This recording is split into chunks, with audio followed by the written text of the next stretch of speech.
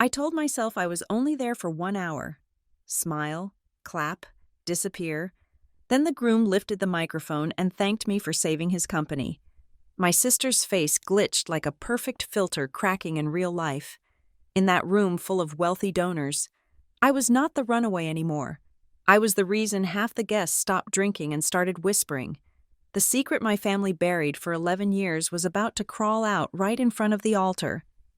My name is Faith Turner, and walking into the gilded lobby of the Azure Coast Resort felt less like attending a wedding and more like stepping into a museum of beautifully curated lies. The air inside smelled of white lilies and old money, a specific scent that used to suffocate me until I finally stopped breathing it in 11 years ago. The resort was a sprawling architectural marvel of marble and glass perched on the edge of the Pacific, the kind of place where the ocean roared politely in the background and the champagne cost more than my first semester of tuition. It was perfect. It was expensive. And just like the family I had left behind, it was entirely hollow. I felt the familiar, cold slide of anxiety in my gut. But then a warm, rough hand settled on the small of my back. Evan. My husband did not say a word, but the pressure of his hand was a physical anchor keeping me from drifting back into the scared 21-year-old girl I used to be. Then came the tug on my left hand. "Mommy," Maisie whispered, her voice a mix of whine and conspiracy. "My pinky toe is being squished. These shoes are prisons." I looked down at my 6-year-old daughter. She was shifting her weight from foot to foot, scowling at her patent leather dress shoes. It was such a mundane, honest complaint in a room full of synthetic joy. It grounded me instantly. "We will take them off the second we get to the hotel room," I promised, smoothing her hair. "Just survive the ceremony for me, okay?" "Okay," she huffed, crossing her arms. "But I am demanding extra cake tax for this," Evan chuckled softly, the sound vibrating against my shoulder. This was my reality now, this solid, unpretentious man and our dramatic little girl. We were real. Everything else in this room was just theater. We moved deeper into the ballroom where the pre-ceremony cocktails were being served. The space was packed with people who looked like they had been manufactured rather than born. Men in tuxedos that cost $5,000 discussing tax loopholes, and women with skin so smooth it looked like it had been ironed. And then, through a gap in the crowd, I saw her. The bride, my sister. Brielle stood near the center of the room under a cascading chandelier. She looked breathtaking. I had to give her that. She was wearing a dress that likely cost more than the down payment on my first house. Her hair swept up in an intricate style that defied gravity. She was laughing at something a guest had said, her head thrown back, her hand resting delicately on her collarbone. It was a practiced laugh. I knew that laugh.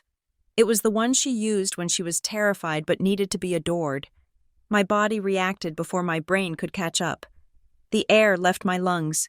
For a split second, the marble floor beneath me felt like the wet asphalt of the driveway where I had stood 11 years ago, watching my father lock the front door while rain soaked through my thin jacket.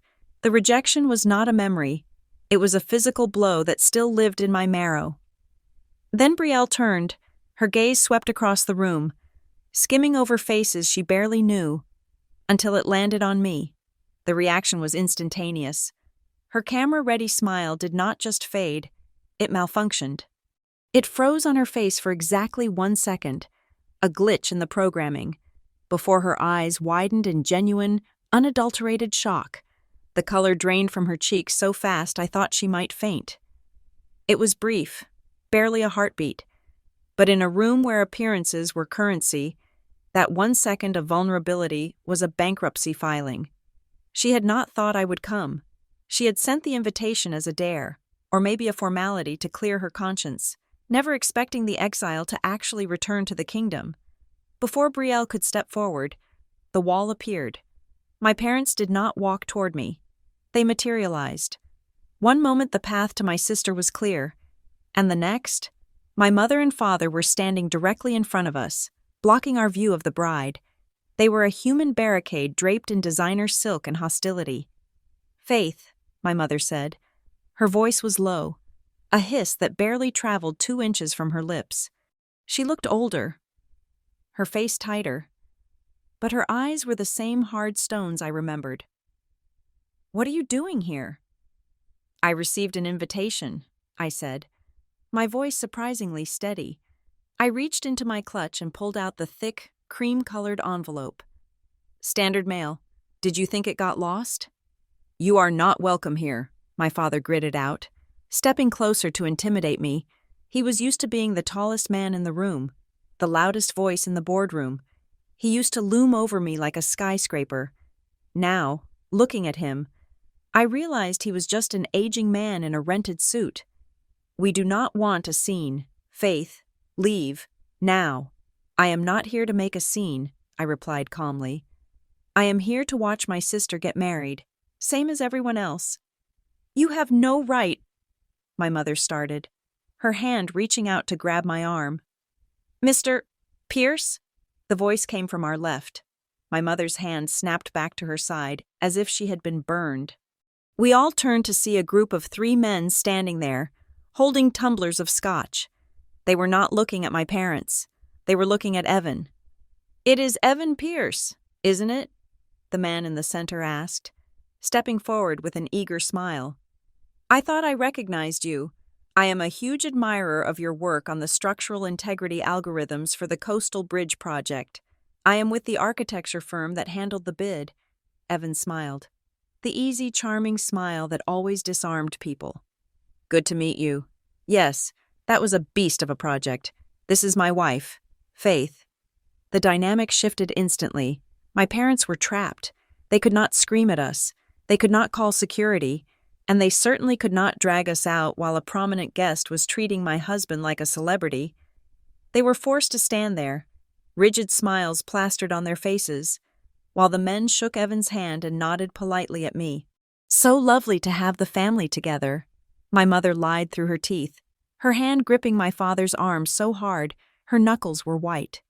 "Faith was just telling us how brief her stay will be." I was about to correct her when the crowd parted again. This time, the silence that followed was different.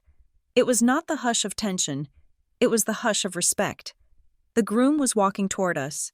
Gavin Holt was handsome in a way that felt approachable.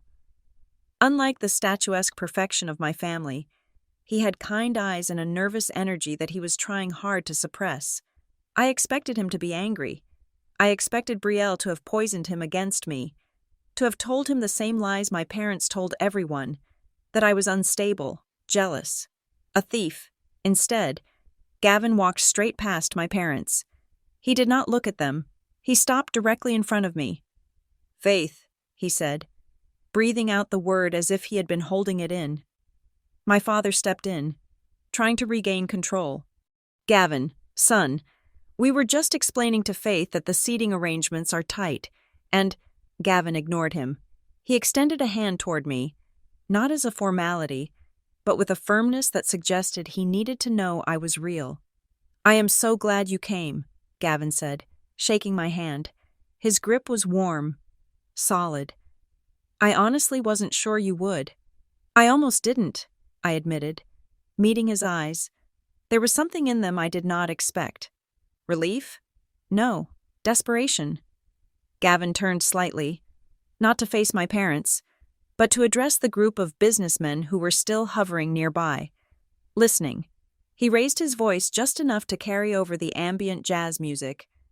"Gentlemen," Gavin said, placing a hand gently on my shoulder, "I don't believe you've been properly introduced. This is my sister-in-law, Faith Turner." He paused, letting the name hang in the air for a moment before delivering the rest. "She is the founder and CEO of Lumen Ledger." The reaction was physical. The air in the immediate circle seemed to vanish. The businessmen straightened their spines. My father's mouth opened slightly, but no sound came out. Lumen Ledger was not just a company. In the last 3 years, it had become the gold standard for forensic accounting and financial transparency. We were the ones who audited the auditors. We were the ones who brought down 3 major charities last year for embezzlement. "Lumen Ledger?" one of the guests whispered, his tone shifting from casual interest to sudden, sharp reverence. "You are that Faith Turner?" "I am," I said, keeping my face neutral. I looked past Gavin, toward the center of the room. Brielle was watching us. She was holding a flute of champagne, and even from this distance, I saw it happen when the words Lumen Ledger drifted across the room, carried by the whispers of the crowd. Brielle's hand jerked, the champagne sloshed over the rim, spilling onto her pristine white glove. She did not care about the stain. She was staring at me with a look of absolute terror, and in that moment, I knew. I had suspected it before, but now I knew. My sister knew exactly what my company did. She knew we hunted down financial lies, and seeing me here, introduced not as her runaway sister, but as the person who could see through every ledger she had ever doctored, terrified her. My parents were still frozen, trying to process the fact that the daughter they threw away as trash had just been introduced as a titan. But I wasn't looking at them. I was looking at Brielle, and for the first time in 11 years, I wasn't the one who was afraid. The stain on Brielle's white glove was spreading, a slow creep of champagne dampening the silk. But my mind was suddenly miles away from the Azure Coast Resort. I was back in the mahogany-paneled study of my childhood home, staring at a different kind of stain. That one had been ink on a heavy sheet of bond paper. I was 21 years old. The air in the room had been thick with the smell of my father's expensive cigars and the sharper, more metallic scent of fear. My mother had slid the document across the desk toward me, her manicured nail tapping the signature line. It was a confirmation of receipt for the Turner Family Relief Fund, a declaration that I, as a board member in name only, had overseen the distribution of $50,000 to a local youth shelter, but I had volunteered at that shelter. I knew they had not received $50,000. They had received $500 and a box of old coats. I looked at the date on the transaction. It aligned perfectly with the week my parents had broken ground on the new heated pool in the backyard. The math was simple, brutal, and undeniable. The money had not gone to the orphans. It had gone to the contractor. When I pushed the paper back, refusing to sign, the temperature in the room dropped 30 degrees. My father did not yell immediately. He just looked at me with a disappointment so profound it felt like he was scraping me out of his life right then and there. "You are being difficult." "Faith," my mother had said, her voice trembling not with sadness, but with rage. "We provide everything for you. This family is an ecosystem. You protect the ecosystem. I will not sign a lie," I had said. My voice shook, but my hand remained in my lap. "That is theft. It is fraud." That was the trigger. The veneer of the loving parents cracked and fell away, revealing the transactional monsters underneath. My father slammed his hand on the desk, the sound echoing like a gunshot. They called me a traitor. They told me I was ungrateful, that I had always been the difficult one. The moralistic burden who did not understand how the real world worked. "You are just jealous of Brielle," my mother had spat, the words landing like acid. "She understands loyalty. She understands what it takes to maintain this life. You do not deserve to carry the Turner name if you are going to drag it through the mud." That night, I packed a single suitcase. I did not take the clothes they had bought me for galas. I took jeans, t-shirts, and my textbooks. It was raining when I walked out the front door. A miserable, freezing downpour that soaked through my thin jacket in seconds. I paused at the gate, looking back at the house that glowed with warmth and stolen money. I wanted them to run after me. I wanted my father to open the door and say it was a mistake, that I mattered more to him than a tax write-off. I waited 5 minutes. The only thing that opened was the automatic sprinkler system. I walked 3 miles to the bus station. The next 4 years were a blur of survival that stripped away every ounce of softness I had left. I slept on the sofas of friends until their hospitality ran dry. Then I rented a room the size of a closet above a bakery that smelled permanently of burnt yeast. I attended night classes at Northwood Community College, a school my parents would have sneered at, paying my tuition with crumpled bills I earned waiting tables and scrubbing floors. Every meal was a calculation. If I bought a textbook, I ate ramen for 2 weeks. If I needed new shoes for work, I walked to campus instead of taking the bus. I learned the value of $1 not by spending it, but by bleeding for it. I met Evan during my final year. In the fluorescent-lit purgatory of a 24-hour laundromat, I was asleep sitting up, my head resting on a pile of accounting textbooks, exhausted from a double shift. When I woke up, he was sitting 2 chairs away, reading a paperback. He did not offer to pay for my laundry. He did not try to save me. He simply asked if I understood the chapter on forensic auditing because he was stuck on it. We studied together, then we ate cheap diner food together. Evan saw the dark circles under my eyes and the fraying cuffs of my jacket, and he never once looked at me with pity. He looked at me with respect. He stood beside me while I built myself back up, brick by brick. He was the mortar in my foundation, quiet and enduring. Lumen Ledger was born at that kitchen table in our first shared apartment. It started as an obsession. I wanted to understand how people like my parents got away with it. I wanted to trace the invisible lines where money turned into lies. I wrote the code.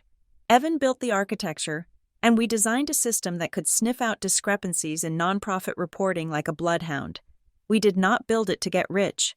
We built it because I needed to know that truth existed somewhere in the numbers. Numbers do not lie. Only people do. Back in the ballroom, the memory receded, leaving me cold and sharp. I watched Brielle dab at her glove with a napkin, her movements jerky and uncoordinated. She was laughing again, but the sound was brittle, like glass about to shatter. She was using the technique my mother had taught us both. Smile until your jaw aches, because if you stop smiling, people might ask you how you paid for the dress. I took a sip of my own water, watching her over the rim of the glass. I was not the same girl who had stood in the rain waiting for an apology that never came. I was not here to scream or make a scene. I was not here to demand their love. But as I watched my father clap a wealthy donor on the back, and my mother adjust her diamond necklace, diamonds bought, perhaps, with money meant for a scholarship fund, I felt the weight of the clutch in my hand. Inside my phone, accessible with a single biometric scan, was the cloud server for Lumen Ledger, and in a subfolder marked Pending Investigations, there was a file named Turner Foundation. I had not come to destroy them. I had come to witness their happiness. But if they tried to push me, if they tried to rewrite history or paint me as the villain one more time to save their own skins, I was ready. I did not need their permission to exist anymore. I had the receipts. Brielle looked up, her eyes locking with mine across the crowded room. She stopped dabbing her glove. She knew. The terrified little sister who had stayed behind and signed every paper they put in front of her was gone. In her place was a woman who was terrified that the bill was finally coming due. I raised my glass slightly in her direction. A silent toast. "Hello, sister. Let us see who pays for the drinks tonight." The cocktail hour had transformed from a social gathering into an interrogation. Though the men surrounding me did not realize they were the ones providing the answers, I had been pulled into a circle near the ice sculpture by a man named Marcus Thorne, a senior partner at a law firm that handled half the estate planning for the guests in this room. He was not interested in the wedding. He was interested in my code. "The way Lumen Ledger tracks restricted assets is revolutionary," Marcus said, his voice dropping to a confidential register. "We have clients who have been looking for that level of granularity for years. The old software just glosses over the donor intent variance, but your system flags it immediately. It is not about granularity," I corrected him gently, taking a sip of sparkling water. "It is about intent. If a donor gives $100,000 for a library and the money buys a boat, the spreadsheet should not just balance, it should scream." A ripple of appreciative laughter went through the group. These were men who feared audits more than death. To them, I was not a woman in a cocktail dress. I was an insurance policy. Faith always did have a vivid imagination. A voice cut through the conversation like a serrated knife. Brielle slid into the circle, hooking her arm through Gavin's as if she were anchoring herself to him. She was smiling, but her eyes were darting between Marcus and me with frantic intensity. She had seen the attention I was getting, and she could not stand it. In the ecosystem of our family, I was the weed and she was the orchid. The weed was not supposed to be discussing compliance law with the gardeners. "We are just talking business, darling," Gavin said, patting her hand. He looked tired. The shadows under his eyes were deep for a man about to go on his honeymoon. "Well, I know a thing or two about that," Brielle said. Tossing her hair back, she turned to Marcus, radiating a desperate sort of charm. "I have been serving as the executive director of the Turner Family Relief Fund for 5 years now. It is quite a heavy lift. Since I finished my certification at Sterling Heights Academy, I have completely restructured our portfolio." I took a slow breath. Sterling Heights Academy was a finishing school with a business certificate program that took 3 weeks to complete online. It was not a credential, it was a receipt. "Is that so?" Marcus asked, polite but uninterested. "We were discussing the new regulations on endowment drawdowns. How is your fund handling the UPMIFA compliance regarding underwater funds?" It was a trap. Though Marcus did not mean it to be one, it was a standard question for anyone running a nonprofit in the current economy. Brielle blinked. The smile stayed plastered on her face, but her eyes went blank. She looked like a student who had memorized the wrong chapter for the final exam. "Oh, well," Brielle stammered, tightening her grip on Gavin's arm. "We believe in total flexibility. We do not let bureaucratic red tape stop us from helping people. If the fund is underwater, we just move capital from the operational reserves to cover the difference. It is all the same pot of money. Really." The silence that followed was instant and excruciating. 3 of the men exchanged glances. One of them cleared his throat and looked at his shoes. What Brielle had just described was not flexibility. It was commingling of funds, and it was illegal. "Actually," I said, my voice soft but carrying perfectly in the quiet circle, "that is not how it works. Brielle, under the Uniform Prudent Management of Institutional Funds Act, you cannot just move restricted capital to cover operating losses. That is considered an invasion of the principle. It pierces the corporate veil." Brielle flushed a deep, ugly red. "I know that. Faith, I was simplifying it for the sake of conversation. You always have to be so technical." "Accuracy is not a technicality when you are managing other people's money," I said. "It is the law." "You would know about the law, wouldn't you?" My mother materialized at Brielle's elbow, her hand resting protectively on my sister's shoulder. She looked at the group of men with a practiced, suffering smile. "You must forgive my eldest daughter." My mother sighed, casting a pitying look in my direction. "Faith has always been difficult. She ran away from home at 21 because she found our family rules too stifling. She has always been jealous of Brielle's success. It is a bit of a tragic flaw, really. We have tried to love her through it. It was the old narrative, the rebellious, unstable daughter, the saintly, patient parents. 11 years ago, those words would have made me cry. They would have made me scream and stomp my feet, proving their point. Now, I just felt a mild sense of boredom. "I did not run away, Mother," I said calmly. "I walked, and I think we both remember exactly why." "Mommy?" The small voice came from hip height. Maisie had been standing quietly by Evan's leg, playing a game on his phone, but she had paused. She was looking up at Brielle with wide, curious eyes. "Mommy," Maisie asked, pointing a small finger at the bride. "Is this the Aunt Brielle? The one from the alert?" The air in the circle seemed to vanish. "What alert, sweetie?" Evan asked, though I saw the warning tension in his jaw. He knew exactly what she was talking about. "The alert on the computer," Maisie said, her voice clear and innocent, piercing the tension like a needle. "The one that says, 'Identity conflict.' You know, the lady who used your name on that website to sign the papers." Brielle jerked back as if she had been slapped. Her purse slipped from her shoulder and hit the floor with a heavy thud, spilling lipstick and a compact mirror. The sound was like a gunshot in the hushed circle. She did not bend down to pick it up. She was staring at Maisie with horror. Gavin looked at the child, then at his bride. The confusion in his face was hardening into something else. Suspicion. "Used your name?" Gavin repeated, his voice low. He looked at me. "Faith, what is she talking about?" "It is nothing!" Brielle shrieked, her voice cracking. She dropped to her knees to scramble for her purse, her movements frantic and undignified. "Kids say the craziest things. She is just confused. Faith probably tells her all sorts of lies about me." My father stepped in then, moving aggressively into my personal space. He grabbed my elbow, his fingers digging into the tender flesh above the bone. "You need to leave," he hissed in my ear, his breath smelling of expensive scotch and rot. "You are making a scene. You are ruining your sister's day." I looked down at his hand on my arm. Then I looked him in the eye. "I am not making a scene," I said, my voice dropping to a register of steel that I reserved for hostile board meetings. "I am drinking water and answering questions, and I was invited.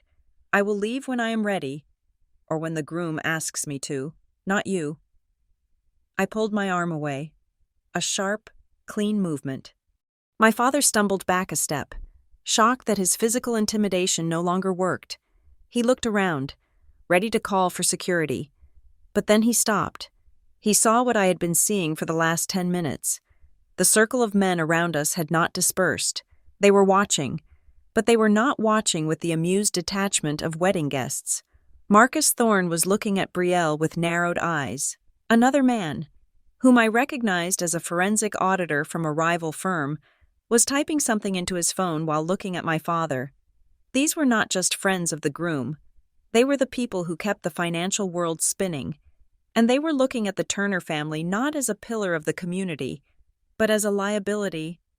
"I think," I said, smoothing the fabric of my dress, "that Brielle needs to pick up her things. She is making a mess." Gavin did not help her up. He stood there, watching his bride crawl on the floor in her $50,000 dress, gathering spilled makeup, and for the first time. He looked like a man who realized he had bought a ticket to a sinking ship. I took Evan's hand. "Let us go find our seats.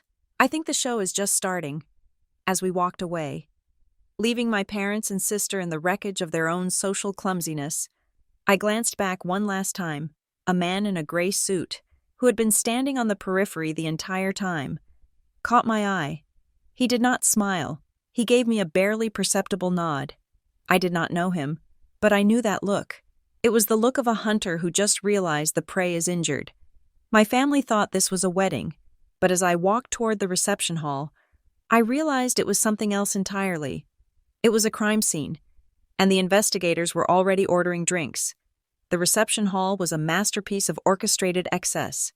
Crystal chandeliers the size of small cars hung from the vaulted ceiling, casting a warm, expensive glow over tables laden with silver and white orchids. But beneath the surface of the gala, a different kind of game was being played. My parents were moving through the crowd with the precision of sheepdogs. Their goal singular and obvious to anyone paying attention. They wanted to cut me off from the herd. Every time a guest approached me, usually someone who had recognized my name from the business journals or the earlier commotion, my mother would materialize. She would place a hand on the guest's arm, offer a dazzling smile, and suggest they simply must try the crab cakes on the other side of the room. It was a strategy of isolation. If they could not kick me out, they would make me invisible. They tried to corner us near the bar. My father stepped in front of Evan, his chest puffed out, attempting to physically block my husband from the conversation he was having with a venture capitalist from Seattle. "Evan," my father boomed, his voice too loud, too jovial. "You look a bit lost. Why don't you and Faith find your table? It is in the back, near the kitchen. Much quieter there for the little one." It was a dismissal. "Go to the kids' table. Go to the corner. Disappear." Evan did not blink. He took a slow sip of his bourbon and set the glass down on a passing tray. He did not raise his voice, and he did not step back. He simply held my father's gaze with a calm, amused expression that I had seen him use to dismantle arrogant engineers during contract disputes. "We are actually quite comfortable right here, Robert," Evan said, He did not use Dad or Mr. Turner. He used my father's first name. It was a subtle power move, a reminder that they were peers now, not parent and child. And this gentleman was just asking about the Series B funding for my firm. I would hate to be rude and walk away in the middle of a sentence. My father's jaw worked silently. He looked ready to shout. But he couldn't. Not here, not with the venture capitalist watching with raised eyebrows.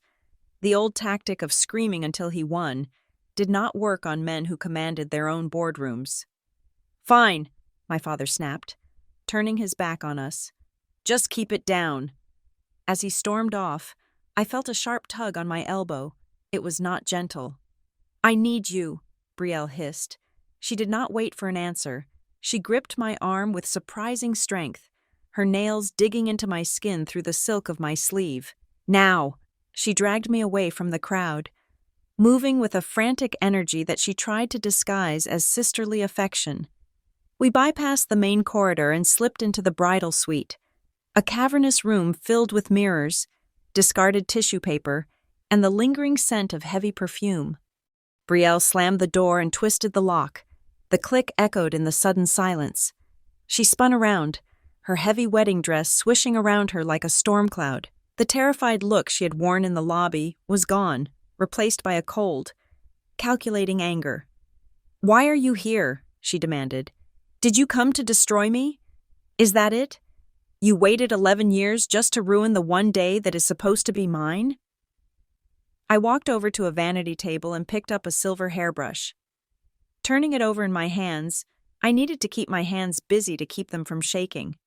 "I came because you sent me an invitation." "Brielle," I said, keeping my voice level. "It arrived at my office 2 weeks ago. Cream cardstock, gold leaf lettering, very tasteful." "I sent that as a courtesy," she shouted, then immediately lowered her voice, glancing at the door. "I sent it because Mom said it would look suspicious if we didn't. We thought you would have the decency to stay away. You were supposed to be the bitter outcast. Faith, you were supposed to be too ashamed to show your face." "I have nothing to be ashamed of," I replied. "I did not steal the money from the relief fund." "Brielle, you did." Her face went pale, then red. "I did what I had to do. You do not understand how this family works. You left. You got to play the martyr while I stayed here and cleaned up everyone's messes. I kept the lights on. I kept the appearances up. Is that what you call fraud? Keeping up appearances?" Brielle took a step toward me, her hands balling into fists. "You have no idea what is at stake. You cannot just waltz in here and start answering questions about financial compliance. You are dangerous. Faith, you are a loose cannon." "I answered the truth," I said. "If the truth is dangerous to you, then you are building your life on a fault line." "You do not get it," she spat out. "You are not allowed to be here. Not now. Not when everything is about to be completed." I froze. The words hung in the air between us, about to be completed. It was an odd phrasing for a wedding. A wedding is a ceremony, an event. You do not talk about a marriage being completed like it is a transaction or a project milestone. I looked at her, really looked at her. For the first time that night, I saw the tremor in her hands. I saw the way her pupils were dilated. This was not just pre-wedding jitters. This was the panic of a gambler who has pushed all their chips into the center of the table and is waiting for the last card to turn. "Completed?" I asked softly. "What is about to be completed? Brielle?" She blinked, realizing her mistake. She took a step back, her eyes shifting away from mine. "The merger of our families, the union, that is what I meant." "No," I said, shaking my head. "That is not what you meant. You are talking about a deal. Is that what this wedding is? A merger? Is Gavin the husband, or is he the asset?" Brielle's face crumpled. The anger evaporated, leaving behind a raw, naked fear. She rushed forward and grabbed my hands, her palms clammy and cold. "Faith, please," she begged, her voice dropping to a whisper. "I am begging you, just for tonight. Just shut up. Do not talk to Marcus Thorne. Do not talk to the auditors. Just smile, eat your dinner, and leave. Once the papers are signed tomorrow, once the trust transfer is finalized, I can explain everything. I promise. I will tell you whatever you want to know. Just let me get to the finish line. The pieces clicked into place with a sickening thud. The trust transfer, the urgency, the donation discrepancies I had found in the Lumen Ledger database. My parents and Brielle were not just hiding past crimes. They were in the middle of committing a new one. They were using this wedding, and likely Gavin's clean reputation, to wash something dirty. Or perhaps they were using his assets to plug a hole in their own sinking ship before anyone noticed. I pulled my hands away from hers. I felt sick. I cannot promise you silence. Brielle, I said. You owe me, she cried. I stayed. I took the abuse. You left me with them. I asked you to come with me, I reminded her. You chose the house with the pool. That was your choice. I walked to the door and unlocked it. My hand rested on the brass handle. I did not turn back to look at her. I will not lie for you, I said. And if you have any shred of respect for the man you are about to marry, you should tell him the truth before he signs whatever papers you are hiding, because if he finds out from someone else, if he finds out from a subpoena, he will not just divorce you, he will destroy you. I opened the door and stepped out into the hallway. The cool air of the corridor felt like a blessing after the stifling heat of the dressing room. I took a moment to compose myself, smoothing the front of my dress. I needed to find Evan. I needed to get my daughter and get out of this place before I became an accomplice to whatever financial wreckage my family was orchestrating. I turned the corner back toward the ballroom and stopped dead. Gavin was standing in a quiet alcove near the entrance. He was not alone. He was speaking with a man in a dark charcoal suit, a man who definitely was not a wedding guest. The man was not holding a drink. He was not smiling. He stood with the rigid posture of law enforcement or private security. They were deep in conversation. Gavin looked pale, his hand rubbing the back of his neck in a gesture of extreme stress. Then, the man in the charcoal suit looked up. He looked past Gavin's shoulder and locked eyes with me. He did not look surprised to see me. In fact, a flicker of recognition crossed his face. He nodded, a slow, deliberate movement that sent a chill racing down my spine. He knew who I was. And judging by the grim expression on Gavin's face, they were not talking about the honeymoon. They were talking about the one thing my sister was terrified of. They were talking about the receipts. The man in the charcoal suit disappeared into the shadows of the corridor as Gavin turned toward me. The groom did not look like a man about to embark on a honeymoon. He looked like a man who had just been told his house was built on a sinkhole. Faith, Gavin said, his voice low and devoid of the social warmth he had displayed in the lobby. Do you have a moment? A real moment. Not the polite kind. I think we passed polite about 20 minutes ago. I answered. He gestured toward a set of French doors that led to a small, private terrace overlooking the ocean. The wind was picking up, whipping the salt spray against the glass. But outside it was quiet, muffled by the roar of the waves. It was the only place in the resort where the music from the ballroom could not reach us. Gavin leaned against the stone railing, gripping it until his knuckles turned white. He did not look at the view. He looked at me, searching my face with an intensity that made me want to step back. I need to apologize, he started, but it sounded rehearsed. I know things with your parents are complicated. I did not mean to ambush you by inviting you here. You did not ambush me. Gavin, I said, crossing my arms against the chill. But you did not invite me out of the goodness of your heart, did you? You are a pragmatic man. I saw your portfolio online. You do not make moves without a strategy. Gavin let out a short, humorless laugh. He reached into the inside pocket of his tuxedo jacket and pulled out a folded piece of paper. It looked worn, as if he had unfolded and refolded it 100 times in the last few days. You are right, he admitted. I did not invite you because I wanted a family reunion. I invited you because of this. He handed me the paper. I unfolded it. The wind threatened to tear it from my hands, but I held on tight. The light from the ballroom spilled onto the terrace, illuminating the text. It was a summary page of a financial risk assessment, a standard due diligence report for a merger or acquisition. My eyes scanned the header, and my breath hitched in my throat. There, in the top right corner, was a familiar blue geometric icon, the logo of Lumen Ledger. I ran a standard background check on the Turner Family Relief Fund, Gavin said, his voice trembling slightly. My company is merging assets with your family's trust as part of the marriage contract. It was supposed to be a formality. My CFO used your software because it is the industry standard for nonprofits. I stared at the paper. The text was dense, but the red flags were unmistakable. My algorithm had done exactly what I designed it to do. It had crawled through the public tax filings, the vendor lists, and the cross-referenced bank data of the Turner Foundation. And it had found the rot, high probability of misappropriation, vendor identity mismatches, recurring unverified outflows. It flagged them, I whispered. My own system flagged them. I got this report 3 days ago, Gavin said. I thought it was a mistake, a glitch. I asked Brielle about it, and she laughed it off. She said the algorithm was too sensitive. She said she was the one who fixed the fund after some management issues years ago. She told me she was the savior of that money. He looked at me, his eyes pleading for me to contradict him, even though he knew the truth. She told me you were the one who caused the problems. Gavin continued.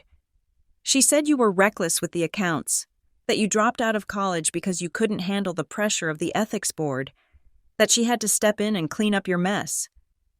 I felt a cold fire ignite in my chest. It wasn't just anger. It was a profound sense of violation. Brielle hadn't just stolen the money. She hadn't just stolen my place in the family. She had stolen my integrity. She had taken the very reason I left, my refusal to be corrupt, and twisted it, wearing my morality like a costume while painting me with her sins. Is that what she told you? I asked, my voice deadly quiet. Yes, Gavin said. But then I met you, and then I saw your husband, and then your daughter asked about the website.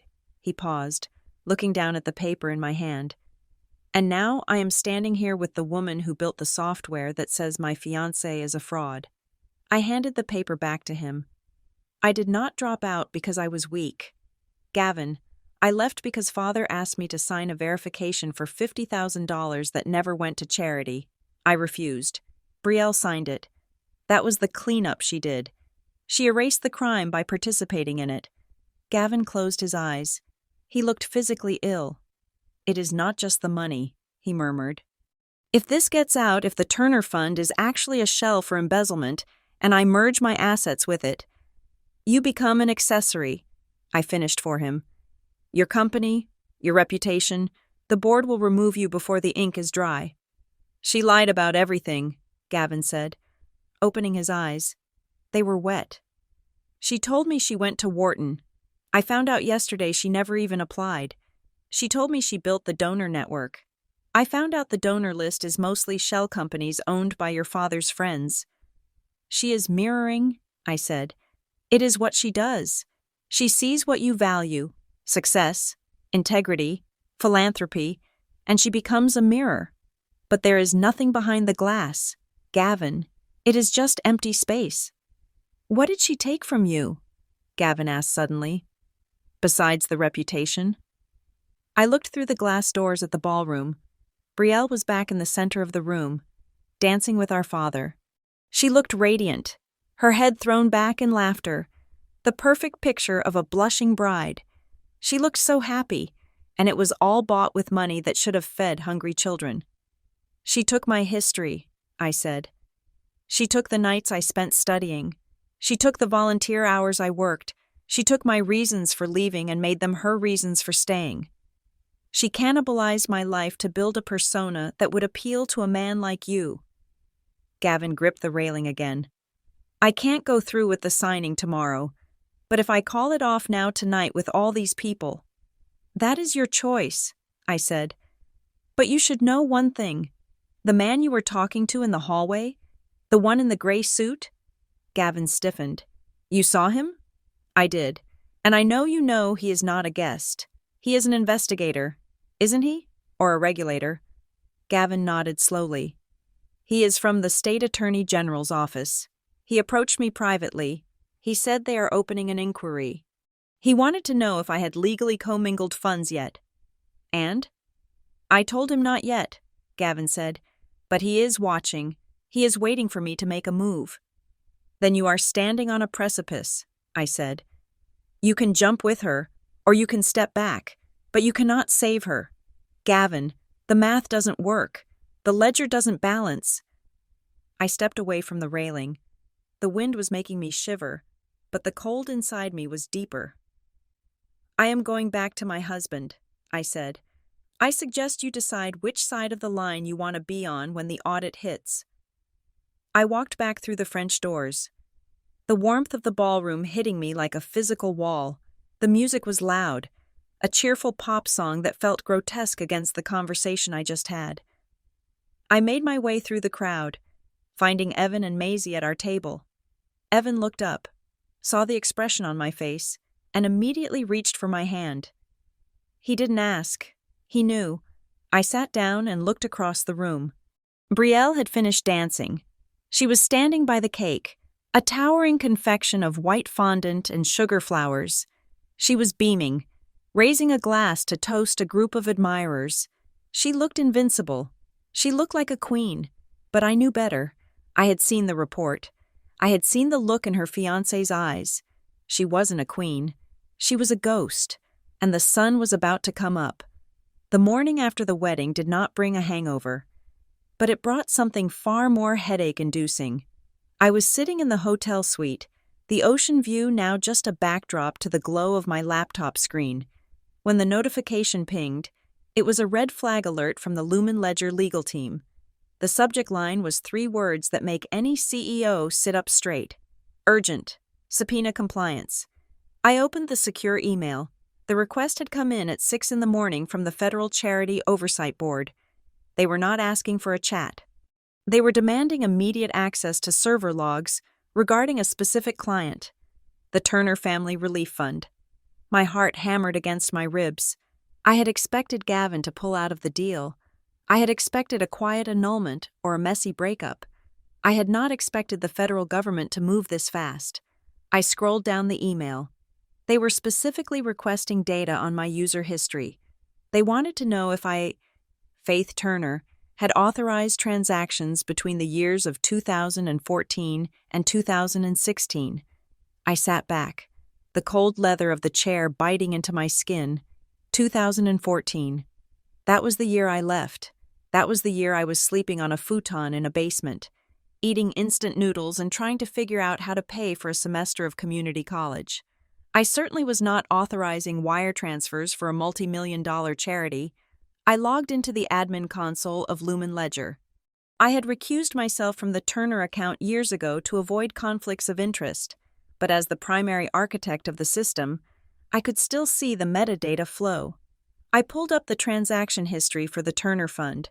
The algorithm had flagged a series of outflows labeled Community Disaster Relief. I drilled down into the vendor details. The money, nearly $250,000, had been wired to a company called Gilded Horizon Events, LLC. The name stopped me cold. I minimized the window and opened the browser on my phone. I pulled up the wedding website Brielle had sent me months ago, the one I had mocked for its pretentiousness. I scrolled to the bottom, past the registry where she asked for crystal vases and Italian linens, down to the vendor credits. Wedding planning and design by Gilded Horizon Events. I felt the blood drain from my face. It was not just a bad vendor, it was a shell. I recognized the tax ID number from a blacklist update we had pushed to the system 6 months ago. Gilded Horizon was a known front company, a phantom entity that issued invoices for services that were never rendered or inflated costs by 300% to siphon money out of nonprofits. My sister had not just paid for a wedding, she had used the wedding as a laundry machine. She had taken money meant for hurricane victims and families who had lost their homes, and she had turned it into ice sculptures, imported orchids, and a custom silk gown. The audacity of it was so staggering that I almost respected the sheer scale of the narcissism. Faith? Evan walked out of the bedroom, holding 2 cups of coffee. He took one look at my face and set the mugs down on the desk. "What is it?" he asked, his voice instantly shifting from morning grogginess to alert concern. "The wedding," I said, pointing at the screen. "It wasn't just a party. Evan, it was a heist. She used a shell company to bill the charity for the reception. She washed $250,000 right in front of everyone." Evan leaned over my shoulder, reading the lines of code and the vendor match. He let out a low whistle. "That is federal wire fraud," he said quietly. "That is prison time." "Faith." "I know," I whispered, "and the oversight board is asking about my involvement. They think I was part of it because my name is still on the legacy board documents from before I left." I stood up and paced the small room. I should just hand it all over. I should give them the logs, the vendor matches, everything. I should bury them. But then I stopped. It was one thing to leave my family. It was another to be the executioner who flipped the switch. I looked at the ocean outside. I thought about my mother, who, despite her cruelty, had once taught me how to braid my hair. I thought about my father, who had taught me to ride a bike before he decided I was a disappointment. "I can't do it," I said, feeling weak. "If I send this, I am destroying them, irrevocably." Evan walked over and took me by the shoulders. He turned me to face him. "You are not destroying them," he said firmly. "They destroyed themselves when they stole that money. Think about where that cash was supposed to go." "Faith, it was for the relief fund. That means there are families who didn't get help because Brielle needed a chocolate fountain. You don't owe your parents silence. But if there are innocent people being hurt, you owe them the truth." His words cut through the fog of guilt. He was right. This wasn't about family loyalty. It was about the victims who never knew they were victims. My phone buzzed on the desk. Then it buzzed again. And again. I looked down. Brielle calling. She wasn't leaving voicemails. She was panic dialing. I picked up the phone but didn't answer. I just watched the screen light up with her name, over and over. She knew. Gavin must have confronted her, or perhaps the investigator in the gray suit had paid her a visit this morning. Finally, a text message came through. "We need to talk. I can fix this. We can work out a settlement. Name your price. Just don't release the logs." "Name your price," I read aloud, my voice trembling with disgust. "She thinks she can buy me. She thinks I'm just another vendor she can pay off with stolen money. She is desperate," Evan said. "Don't engage." "I have to check one more thing," I said. Sitting back down at the computer, the inquiry from the oversight board had an attachment. It was a PDF of a grant application from 5 years ago, a document they claimed authorized the initial relationship with Gilded Horizon Events. They wanted me to verify the signature. I opened the file. The document was a standard grant request, authorizing the release of funds for strategic event planning for donor outreach. It was dated June 12, 2021. I scrolled to the bottom of the page. There, on the line marked Board Treasurer, was a signature. It was my name, Faith Turner. But it was not my handwriting. The loops on the F were too florid. The T was crossed with a sharp, aggressive slash that I never used. It was Brielle's handwriting, trying to mimic mine. I stared at the screen, the room spinning slightly. She hadn't just used the money. She hadn't just lied to Gavin. She had set me up. She had forged my signature on the authorization documents. She had built a fail-safe into her fraud. If the scheme ever blew up, if the auditors ever came knocking, she had paper-trailed it so that the blame would fall on the sister who had run away. She had planned to tell the world that Faith Turner, the prodigal daughter, was the mastermind behind the theft. "She stole my identity," I said, my voice barely a whisper. "Evan, she signed my name. She was going to send me to jail." Evan looked at the screen, and his face hardened into something dangerous. The calm, rational husband vanished, replaced by a man who looked ready to burn the Azure Coast resort to the ground. "Okay," Evan said, his voice terrifyingly level. That is it. No more mercy. Call the legal team. Tell them to cooperate fully. We are not just sending the logs. Faith, we are sending the metadata, the IP addresses, and the signature analysis. We are giving them everything. I looked at the forged signature one last time. It was the final severed tie. The last thread of sisterhood snapped, not with a scream, but with the realization that my sister viewed me not as a human being, but as a liability shield. I am not doing it for revenge, I said, typing out the reply to my legal team. I am doing it for self-defense. I hit send. The email whooshed away, carrying with it the destruction of the Turner dynasty. My phone buzzed again, another text from Brielle. Please, Faith, we are family. I looked at the message, then at the forgery on the screen. No, I said to the empty room. We aren't, not anymore. The vibration of my phone against the glass desktop sounded like a drill. It was Brielle again. This was the 5th time she had called in the last 10 minutes. I had watched the screen light up and go dark. Light up and go dark. A rhythmic pulse of desperation. Finally, I picked it up. I did not say hello. I just pressed the green button and held the device to my ear, waiting. You are ruining my life, Brielle screamed. There was no preamble, no sisterly greeting. Her voice was jagged, tearing at the edges. The sound of a woman who had been crying for hours and was now running on pure adrenaline. Do you have any idea what you are doing? Gavin is not talking to me. My husband is sleeping in the guest room of our honeymoon suite because of you. He is sleeping in the guest room because you lied to him. Brielle, I said, my voice calm, contrasting sharply with her hysteria. And he is not your husband yet. Not legally. He is, she shrieked. We had the ceremony. We said the vows. You are trying to destroy everything I have built because you are jealous. You have always been jealous. You could never handle that I was the one who stayed and made it work. I did not make you forge my signature on a grant application, I replied. I did not make you funnel $250,000 into a shell company for flowers and champagne. You did that all by yourself.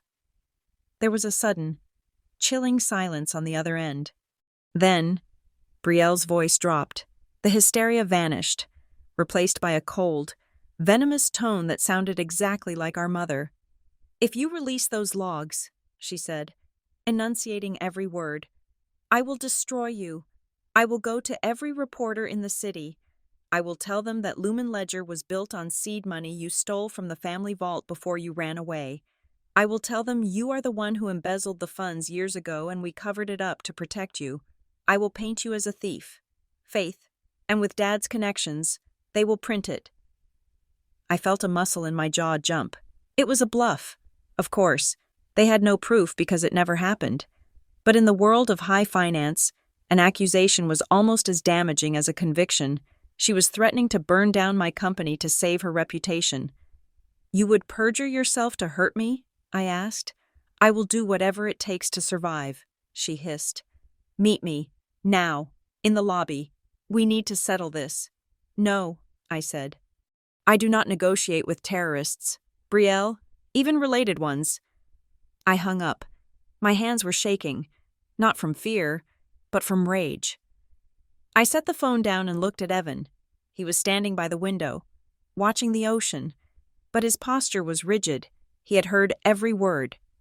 She is going to go on the offensive, Evan said, turning to face me.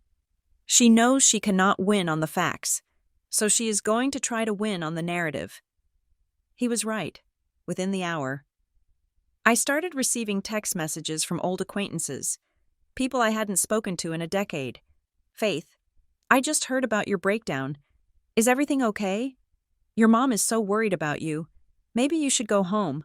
I heard about the trouble with your company's finances. Let me know if you need a lawyer. My parents were working the phones. They were calling in favors, spinning a story where I was the unstable. Vindictive daughter, returning to wreak havoc on a happy occasion. They were trying to discredit the witness before I even took the stand. I closed my eyes and took a deep breath. In the past, this would have crushed me. I would have cried. I would have tried to call everyone back and explain myself. But I was not that girl anymore. I was a CEO, and I knew how to handle a hostile takeover. Crisis protocol, I said, opening my laptop. We are not reacting. We are not crying. We are documenting. I drafted an email to my public relations team and my chief legal counsel. I did not ask for advice. I gave orders. Prepare a statement regarding the integrity of our auditing algorithms. Prepare a defamation suit against any individual who makes false claims about Lumen Ledger's founding capital. Monitor all social media channels for mentions of the Turner family. Evan came over and placed a hand on my shoulder. Remember, Faith, if they want a war, we give them the law. We do not give them a stage. Do not argue with them in public. Do not reply to the texts. Make everything official. A knock at the door interrupted us. It was a courier from the hotel front desk. He held a thick envelope with the logo of a local law firm, my father's longtime attorneys. I opened it. It was a cease and desist letter. It accused me of harassment, corporate espionage, and intentional infliction of emotional distress. It demanded that I turn over all illegally obtained data regarding the Turner Family Relief Fund and delete any copies. It was a bullying tactic.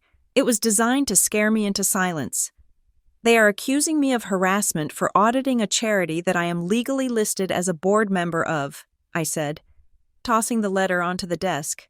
It is laughable. It is desperate, Evan corrected. They are trying to suppress the evidence. I pulled up a fresh document on my screen. I did not write a long, emotional defense. I did not mention my feelings or my sister's betrayal. I wrote a single, terrifyingly precise letter back to their law firm, to the law offices of Miller and Brand. This correspondence serves as formal notice of pending litigation involving the Turner Family Relief Fund and its officers. You are hereby instructed to preserve all records, including but not limited to emails, bank statements, vendor invoices, and communication logs. Under the federal rules of civil procedure, any destruction or alteration of evidence from this moment forward will be considered spoliation and obstruction of justice. Furthermore, we demand an immediate freeze on all asset transfers from the trust to any personal accounts, pending an external audit. Sincerely, Faith Turner, CEO, Lumen Ledger. I hit print. The sound of the printer whirring to life was the only sound in the room. Mom? Maisie was sitting on the floor with her coloring book. But she wasn't coloring. She was looking at me with wide, confused eyes. She had been listening to the phone calls, the typing, the tense conversations. Yes, baby? I asked, softening my voice. Why are they scared of paperwork? She asked. You love paperwork. You say it is like a puzzle. I looked at my daughter. She was 6 years old, and she had already grasped the core of the conflict. To honest people, paperwork was just a record of what happened. To liars, paperwork was a trap. They are scared. Maisie, I said, walking over and kneeling beside her. Because paperwork tells the truth, and sometimes people do things they do not want the truth to see. Like when I ate the cookie and said the dog did it? She asked. A little bit like that, I smiled sadly. But much, much bigger. I stood up and walked back to the desk to sign the letter, as I did. A notification popped up on my personal dashboard, a simple alert I had set up years ago to track public records involving my family names. It was usually just property tax updates or gala announcements. This one was different. It was from the county clerk's office. Status update, marriage license application, Holt/Turner. Status, pending, incomplete. I clicked on the details. The license had been applied for 2 weeks ago, but it had not been finalized. The officiant had signed it, but the final submission, the part that made it legal in the eyes of the state, was missing. Gavin had not filed the papers. The wedding was yesterday. The standard procedure was for the planner or the groom to file the license the next morning. I checked the timestamp on the file access.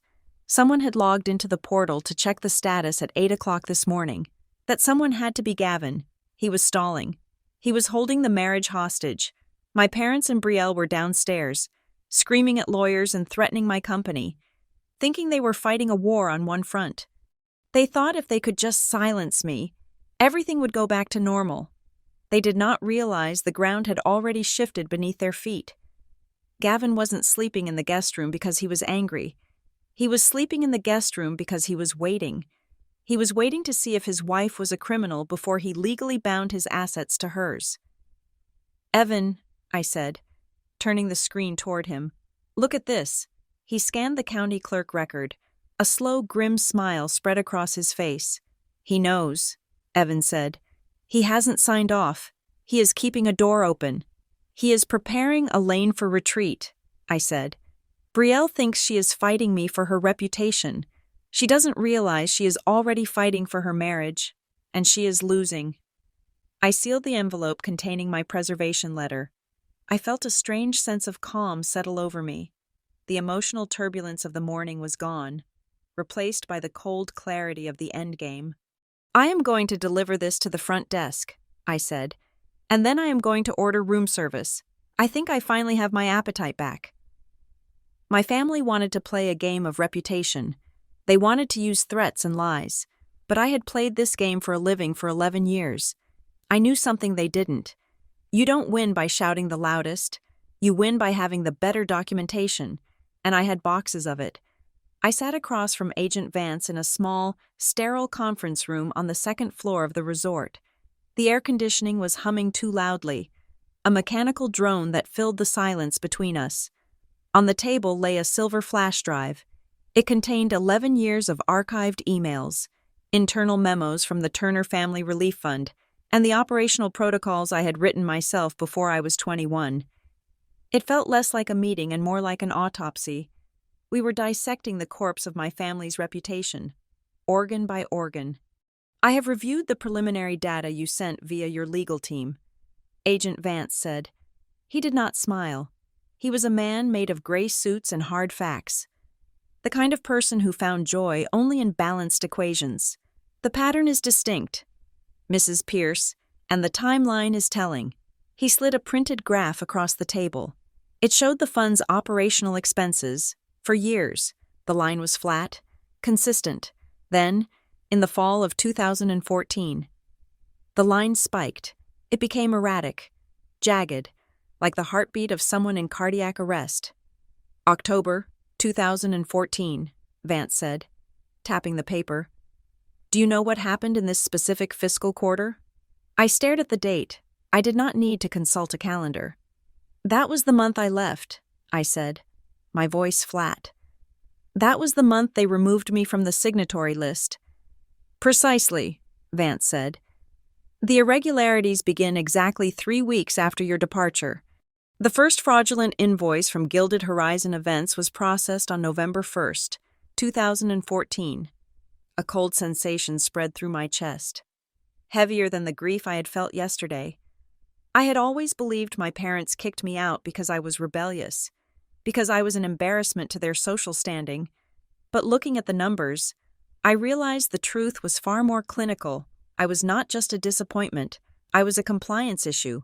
My refusal to sign that first falsified document had not just angered them, it had frightened them. They realized that as long as I was in the house, asking questions and checking receipts, they could not expand their graft. Getting rid of me was not an emotional decision. It was a business decision. They fired me from the family so they could start stealing in earnest. "They waited until I was gone," I whispered. "They knew I would not sign off on the new vendors." "It appears so," Vance noted, making a mark in his notebook. "Which brings us to the current situation. Mrs. Pierce, you understand that because Lumen Ledger is the software that flagged this, and because you are a former board member, the media narrative will be volatile. If this goes to trial, the headlines will not just be about them, they will be about you. Tech CEO audits her own family. It will be messy. I am aware of the optics," I said, leaning back in my chair.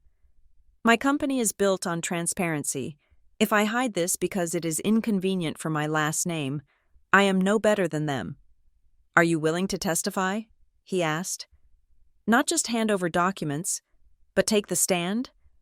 Defense attorneys will try to paint this as a vendetta. They will say you rigged the software to frame your sister. I will not testify to my feelings, I said, my voice hardening into steel. I will testify to the math. The timestamps do not have emotions. Agent Vance. The IP addresses do not have grudges. I will provide the truth. What the jury thinks of my family dynamics is irrelevant. Vance nodded, seemingly satisfied. Then he pulled out a second document. There is one more thing, he said. We found a transaction from yesterday morning. A wire transfer of $50,000 into the fund's main account. It was labeled as a wedding gift matching donation from a donor listed as anonymous. However, the routing number traces back to a holding company registered to Brielle Turner. I frowned. Why would she donate to her own fund? She didn't donate, Vance corrected. She moved the money in, and then, 6 hours later, an automated matching grant of $50,000 was triggered from the corporate partners account. Money provided by external sponsors. That $100,000 total was then immediately paid out to a vendor for emergency event logistics. I closed my eyes. It was brilliant, in a sick, twisted way. She had used her own money to trigger a matching donation, effectively doubling her cash by stealing from the corporate sponsors, and then withdrew the entire amount to pay for the wedding overruns. She knows the system, I said, opening my eyes. She did not go to Wharton, but she learned the mechanics of this fraud inside and out. She is not just a figurehead, Agent Vance. She is the operator. We are preparing to freeze the assets, Vance said, closing his folder. But we need to move before the marriage certificate is filed. Once their assets merge, untangling Gavin Holt's liability becomes a nightmare. I stood up. Do what you have to do. I left the conference room and took the elevator up to the suite. The hallway felt aisles long. When I entered the room, the atmosphere was different. The curtains were drawn. Evan was sitting on the edge of the bed with his laptop. But he wasn't working. He was watching the door. We are locking it down, Evan said as soon as I entered. He did not stand up to hug me. He was in protection mode. I have updated the security protocols on all our devices, 2-factor authentication on everything, even the baby monitor. I have instructed the hotel front desk to block any calls from your parents' room. Is it that bad? I asked, sitting down next to him. Your father called the Lumen Ledger main line 3 times in the last hour, Evan said. He is trying to get to the board of directors. He wants to file a complaint about your unethical conduct. He is trying to get you fired from your own company. Faith. Let him try, I said, though my hands were trembling slightly. The board knows who built the code. We are not taking chances, Evan said firmly.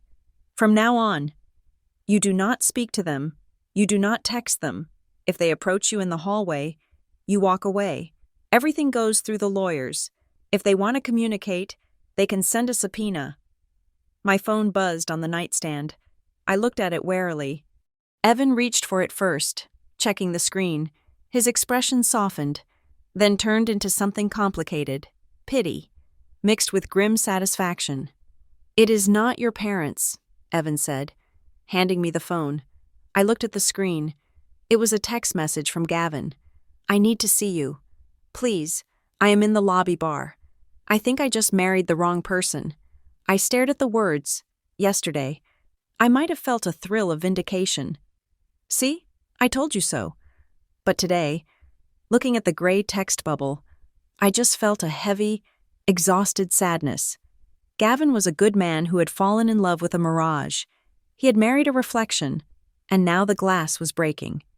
You should go, Evan said quietly. He deserves to know what is coming before the assets freeze. I nodded and stood up. But before I left, I walked back to my laptop. I needed to see one last thing. I opened the file Agent Vance had given me access to, the list of denied applications from the Turner Family Relief Fund. These were the people who had asked for help and been rejected because the fund was out of money. I scrolled through the names. Sarah Jenkins. Request for insulin pump assistance. Denied. Community garden project. Request for soil testing. Denied. Veterans Housing Initiative. Request for wheelchair ramp materials. Denied. There were hundreds of them. Real people with real pain. Turned away so my sister could buy a dress that cost more than a car. I touched the screen, tracing the name of the veteran who didn't get his ramp. I am not doing this for me, I said to the empty room, my voice low and final. I am doing it for them. I grabbed my room key and headed for the door. I was done being the victim. I was done being the runaway. I was about to go downstairs and finish what my family started 11 years ago. They wanted to play games with money. I was going to show them the cost. The digital tremors began shortly after I returned to my room. My laptop, still synced to the monitoring protocols I had authorized Agent Vance to use, started pinging with a rhythm that suggested panic. It was not the subtle, calculated movement of funds I had seen in the historical logs. This was clumsy. This was frantic. My parents were liquidating. I watched the screen as alerts cascaded down the monitor. Robert and Catherine Turner were attempting to move significant assets, portfolios, bonds, even the emergency cash reserves, into accounts held by distant relatives. There was a transfer initiated to my great-aunt Martha in Florida for $50,000. Another for $75,000 to a cousin who hadn't spoken to us in a decade. They were trying to drain the accounts before the freeze order hit, scattering the family fortune like seeds in the wind, hoping the federal investigators would not be able to catch them all. In the past, the old faith might have stormed down to their room, banging on the door, begging them to stop destroying themselves. I might have screamed about ethics or morality. Instead, I took a sip of cold coffee and typed a single command line into the Lumen Ledger interface. Escalation protocol, pattern matching, immediate flagging. I did not block the transfers myself. I simply notified the receiving banks that the incoming funds were subject to a federal inquiry. The algorithms did the rest, one by one. The pending icons turned to suspended. My parents were trying to run through a burning building, and I had just remotely locked the fire exits. It was not vengeance. It was simply compliance. A soft knock at the door broke my concentration.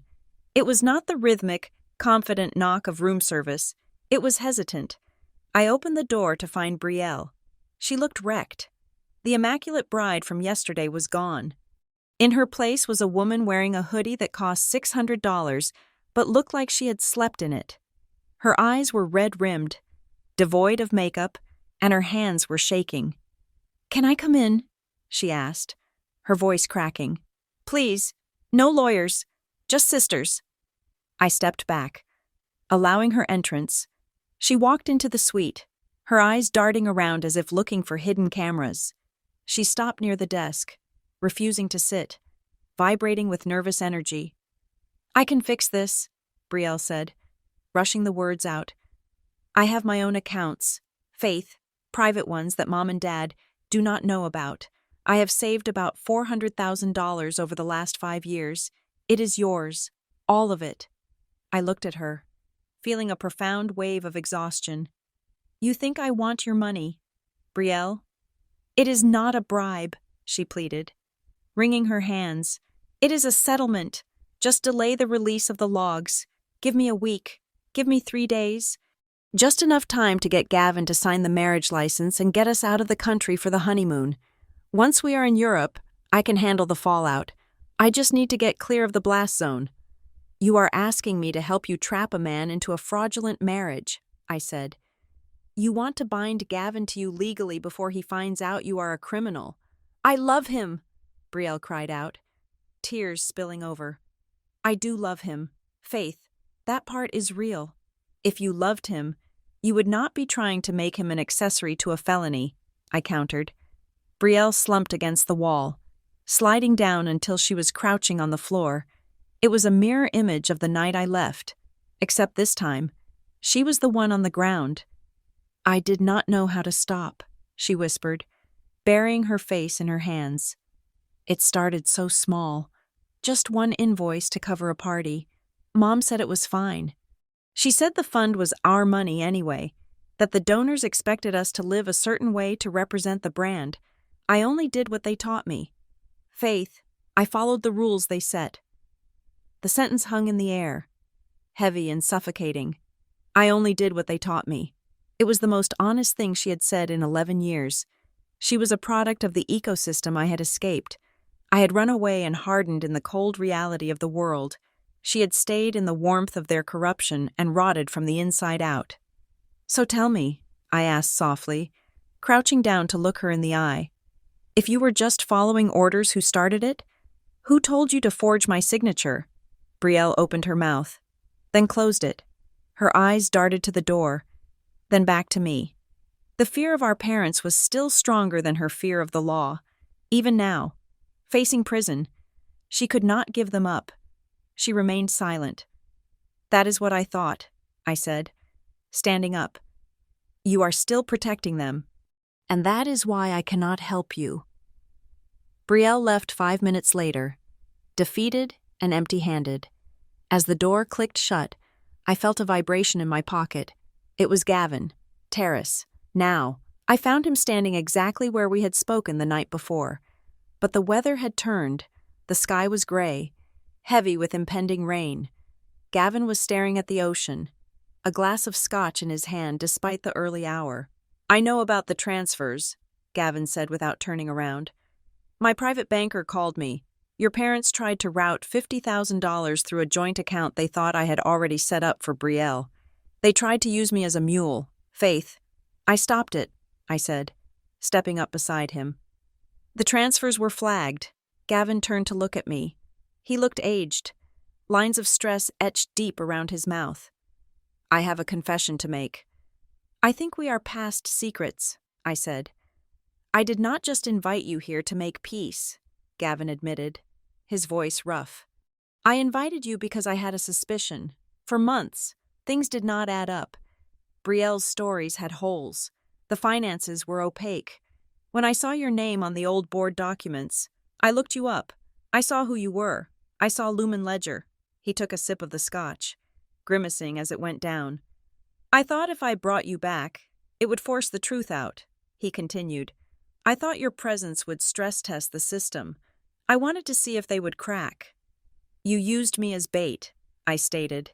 It was not a question. Yes, he said, meeting my gaze with unflinching shame. I used you, and I am sorry.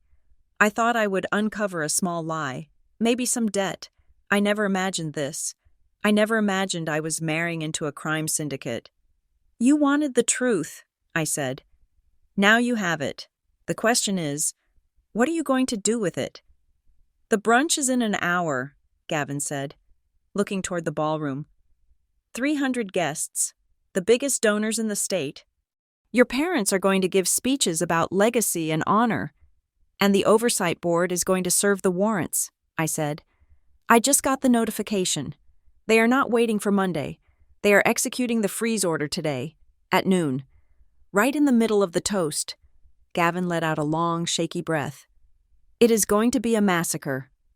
It is going to be justice, I corrected. I left him on the terrace and went back to the room to change. I put on a suit. Sharp, tailored, armor-like. It was the kind of outfit I wore to hostile board meetings, not post-wedding brunches. Evan was waiting for me. He held out a thick, cream-colored envelope. Is this it? He asked. Yes, I said, taking the envelope. It was heavy. The only thing I can give her now. They still think they have control, Evan observed, checking his phone. Your mother just posted a photo on social media, captioned Family Unity. She thinks because you haven't screamed in public yet, you are too scared to act. She mistakes silence for weakness, I said, slipping the envelope into my purse. She forgot that I am an auditor. We do not scream. We verify. We walked down to the ballroom together. The doors were open, and the sound of polite laughter and clinking silverware drifted out. Inside, my parents were holding court at the head table, smiling, waving, playing the part of the benevolent patriarch and matriarch. Brielle sat between them, pale and stiff, like a doll that had been broken and glued back together. They looked up as I entered. My father's eyes narrowed. My mother's smile tightened. They expected me to shrink, They expected the runaway daughter to sit in the back and be grateful for the scraps. I did not sit in the back. I walked straight toward the head table, Evan a silent shadow at my side. I held the envelope in my hand. It was not a weapon, and it was not a white flag. It was a choice. The chatter in the room died down as people noticed my approach. There was an energy in the air, a static charge that happens right before lightning strikes. I was not here to save their reputation. I was not here to destroy it. I was here to close the file.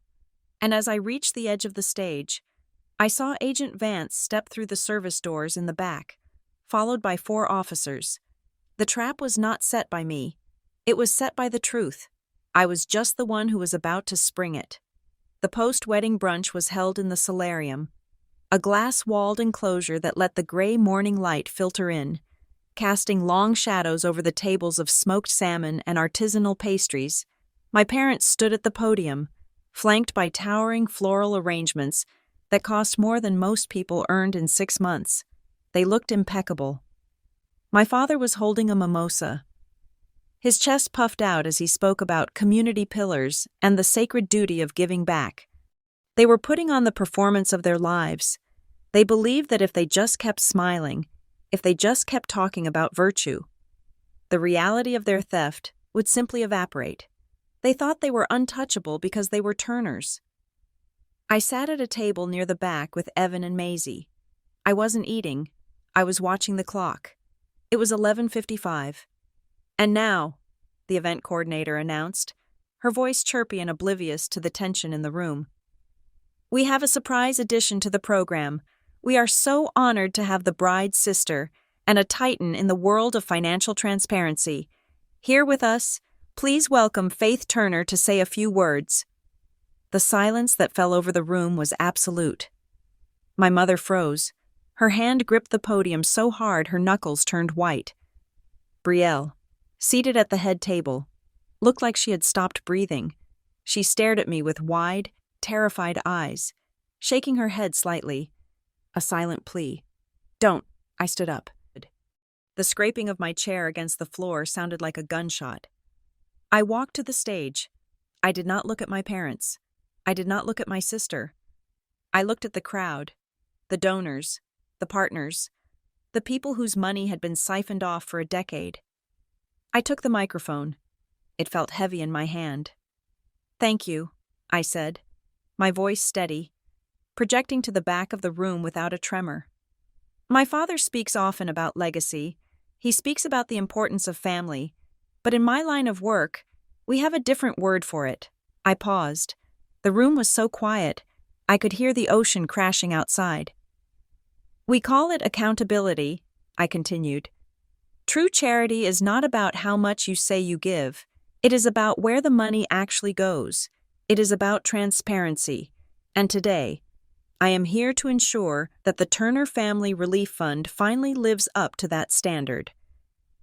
My father moved to grab the microphone, his face flushing a deep, angry red.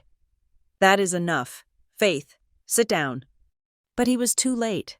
The double doors at the back of the room swung open. Agent Vance walked in, followed by 4 uniformed officers and 2 auditors carrying heavy briefcases. They did not look like wedding guests. They moved with the precise, terrifying authority of the federal government. "Robert Turner, Catherine Turner," Agent Vance's voice cut through the air, sharper than any knife. "I am Special Agent Vance with the Federal Charity Oversight Board. We are executing a warrant to freeze all assets associated with the Turner Family Relief Fund and its subsidiary holdings, effective immediately." A gasp ripped through the room. A glass shattered somewhere near the buffet. "This is an outrage," my father bellowed, stepping off the podium to confront the agents. "Do you know who I am? I will have your badges. This is a private event." "This is a federal crime scene, sir," Vance replied calmly, handing my father a thick stack of documents. "We have evidence of wire fraud, embezzlement, and the falsification of donor records dating back 11 years. Please do not attempt to leave the premises." My father spun around, his eyes wild. He looked for a scapegoat, and his gaze landed on me. "You!" he screamed, pointing a shaking finger at my face. You did this. You jealous, vindictive little girl. You came back here to ruin us because you couldn't stand seeing your sister happy. You rigged this. Tell them. Gavin, tell them she is lying. He turned to Gavin, expecting his new son-in-law to step forward and defend the family honor, expecting the money and the influence to close ranks. Gavin stood up. He looked at my father, then at Brielle, who was weeping silently into her napkin. Then, he walked over to me. He did not stand with his wife. He stood shoulder to shoulder with me. Mr. Turner, Gavin said, his voice cold and loud enough for everyone to hear. Faith did not rig anything. She simply showed me the math. And the math does not lie. He turned to the crowd. As of this morning, I have instructed my legal team to halt the filing of the marriage certificate. There will be no merger of assets. I will be cooperating fully with the federal investigation to ensure that every dollar stolen from this fund is returned to the victims.